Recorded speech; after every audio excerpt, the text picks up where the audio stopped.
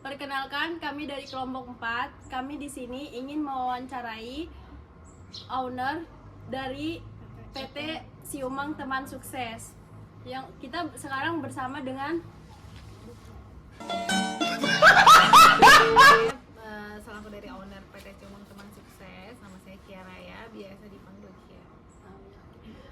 Oke, langsung aja kita langsung lanjut ke wawancara selanjutnya. A few moments later. Iren ingin mewawancarai bagaimana peran pemimpin dalam memberi contoh kedisiplinan kepada karyawan. Peran pemimpin itu mencontohkan ya, pemimpin itu kan sebagai leader. Jadi sebelum kita membuat aturan itu kita dulu menerapkan kepada diri kita gitu, supaya bawahan itu lebih mudah untuk mengikuti.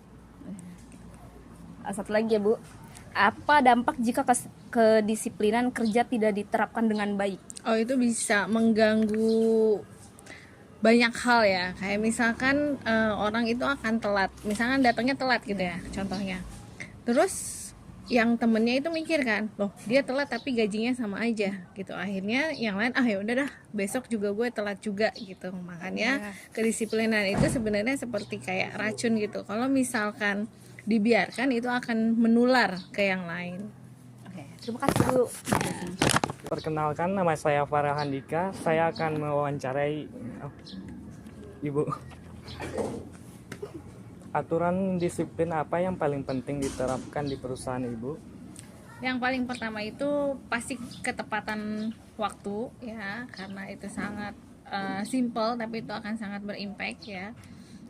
Yang kedua itu ada yang namanya budaya kerja ya. Jadi tadi apa pertanyaannya? Disiplin ya. Ada budaya kerja, jadi setiap perusahaan itu punya budaya kerja yang peraturannya harus diikuti gitu, sesuai budaya kerja perusahaannya masing-masing. Itu sih. Yang pertanyaan kedua Bu, kendala apa saja yang sering dihadapi dalam menerapkan disiplin kerja di perusahaan? Yang paling simpel itu sih tentang ketepatan waktu ya. Kadang karena udah terbiasa telat, orang itu susah gitu untuk bisa masuknya on time. Sekian, terima kasih. Perkenalkan, nama saya Muhammad Arif Rehan. Di sini saya akan mewawancarai Ibu Kia. Langsung saja ke pertanyaan pertama. Bagaimana cara Ibu menciptakan lingkungan kerja yang nyaman dan produktif? Salah satu caranya itu adalah menciptakan budaya kerja, karena budaya kerja itu sebenarnya bukan hanya sekedar budaya kerja ya, karena itu akan memfilterisasi dari proses awal perekrutan. Ketika di awal perekrutan itu orang ini nggak fit dengan perusahaan kita, dia akan sulit untuk lolos dan bisa masuk ke perusahaan. Jadi paling pertama untuk menciptakan suasana yang kondusif ya, kita harus bergabung dengan orang-orang yang setidaknya punya misi yang sama gitu. Terima kasih, Bu. Lanjut ke pertanyaan kedua. Bagaimana perusahaan Ibu menghadapi karyawan yang mengalami penurunan motivasi kerja? Pertama ditanya dulu, dievaluasi kenapa kinerja kamu turun gitu. Terus yang kedua kita cari tahu masalahnya kenapa. Setelah kita dapat informasinya, apakah karyawan ini benar-benar demotivasi karena urusan personal atau memang karena urusan di internal perusahaan. Tapi kalau misalkan urusan personal ya kita akan bilang ya silahkan diselesaikan, karena tidak bisa kita sebagai perusahaan ikut campur dalam personal. Tapi kalau misalkan dia demotivasi karena internal, karena budayanya tidak sesuai, atau mungkin karena dia ada masalah dengan teman kerja, nah itu mungkin kita bisa bantu. Oh, oke, Bu. Terima kasih ya, Bu. Yang Ibu perkenalkan, nama aku Nikzan Neto Zaufa. Di sini aku mau mewawancarai dari owner PT di Siumang Teman Sukses. ya, Teman Sukses. Oke. Untuk pertanyaan pertama, di sini saya mau nanya bagaimana cara Bapak atau Ibu membangun komunikasi yang baik dengan karyawan? Membangun komunikasi, kita adain morning briefing itu setiap hari Senin ya. Terus kita juga ada monthly meeting ya, yang dimana kita bukan cuma hanya meeting tapi kita juga bertanya apa sih masalah di lapangan, seperti itu. Udah, baik. Yang pertanyaan kedua, bagaimana cara Ibu mengambil keputusan saat menghadapi masalah dalam perusahaan? Mengambil keputusan itu biasanya kita analisa dulu masalahnya apa sih, karena apa sih. Kalau misalkan masalahnya contohnya sekarang lagi faktor ekonomi turun, oh berarti kita nggak usah terlalu terfokus dengan faktor ekonomi turun ya, tapi kita mencari apa sih yang masih bisa kita perbaiki atau ada peluang apa lagi sih yang masih bisa kita lakukan. Oke, baik. Terima kasih, Bu. Selamat siang, Ibu. Perkenalkan, saya Mutmaidah. Saya akan mewawancarai pada Ibu Kiaraya. Apa harapan Ibu terhadap perkembangan sumber daya manusia di perusahaan itu? Di perusahaan mana nih? Di perusahaan PT Ibu. Sumber daya manusia tentu berkualitas ya, dan terus ingin upgrade ya, karena perkembangan zaman itu tidak bisa dicegah, jadi kita harus terus upgrade kemampuan, dan kita juga menyediakan pelatihan-pelatihan supaya karyawan yang memang mau berkembang kita membuka peluang di sana gitu. Karena pada dasarnya manusia akan terus bertumbuh. Kalau misalkan tidak bertumbuh, dia akan tergerus dengan keadaan. Oh ya, jadi kata kita harus tetap semangat gitu ya. Ini nanyanya yang lain. Ya. Jadi harus tetap semangat dan termotivasi, karena kalau misalkan kita sudah terbiasa dengan pekerjaan yang nyaman ya, nyaman itu sebenarnya hanya kayak fata morgana gitu. Akan dirasakan sesaat, karena dunia ini akan terus berubah gitu. Iya, betul, jadi kalau merasa lagi nyaman, itu malah lagi nggak baik-baik aja sebenarnya. Oh iya, oke. Lanjut, pesan apa yang ingin disampaikan kepada mahasiswa tentang pentingnya kepemimpinan, motivasi, dan disiplin kerja?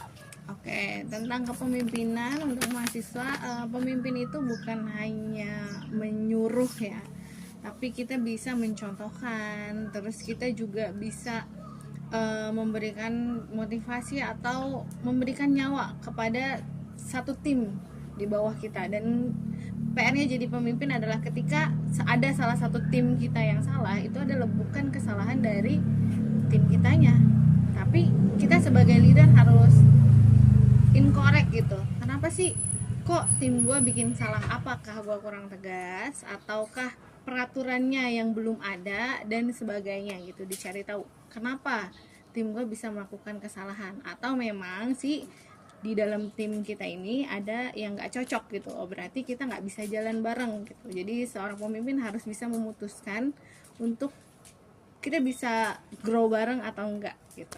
Terus tadi yang kedua apa? Yang kedua ada motivasi. Motivasi. Di zaman yang serba cepat ini ya, kalau misalkan kita terlalu nyaman dengan sesuatu, itu pasti akan tergerus juga gitu, karena dunia terus berubah ya, keadaan terus berubah. Kalau misalkan kita tidak berkembang ya, pilihannya adalah kita mau tumbang atau kita mau mengikuti perkembangannya gitu. Meskipun rasanya awalnya nyaman, tapi tetap aja ujung-ujungnya tuh kita nggak akan bertahan gitu. Okay. Yang terakhir itu ada disiplinan. Ya. Kedisiplinan. Kalau kedisiplinan itu memang awal-awal berat, tapi untuk selanjutnya kalau kita sudah memaksa atau mendorong diri kita akan makin kuat gitu untuk melewati hal-hal berat di awal. Karena semuanya itu memang nggak ada yang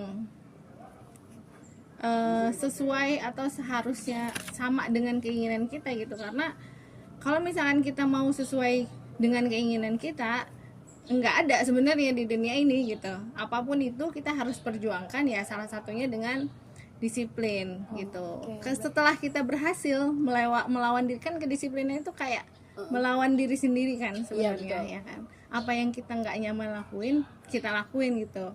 Nah, setelah kita berhasil melawan diri kita, dunia itu bisa kita lawan. Berarti itu yang paling utama, itu kita harus dari kedisiplinan dulu, bukan sih? Itu hal yang paling basic sebenarnya. Oh, oke.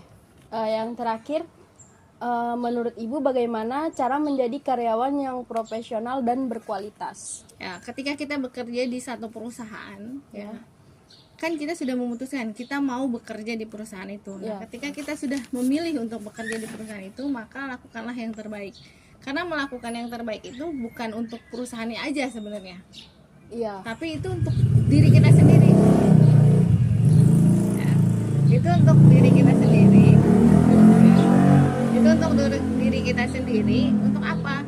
Semakin ya kita berkembang, semakin juga perusahaan itu meningkat pasti akan ada benefit. Kalaupun ya kita tidak lanjuti perusahaan tersebut, tapi kita sudah punya modal, oh gue punya kualitas, gue punya something yang bisa gue bawa ke perusahaan lain gitu. Jadi ketika sudah memutuskan untuk bekerja di satu perusahaan, maka maksimalkanlah potensi apa yang bisa dipelajari di perusahaan itu ya, meskipun di luar job desk silakan dipelajari, karena bekerja itu sebenarnya sama dengan bonus gitu.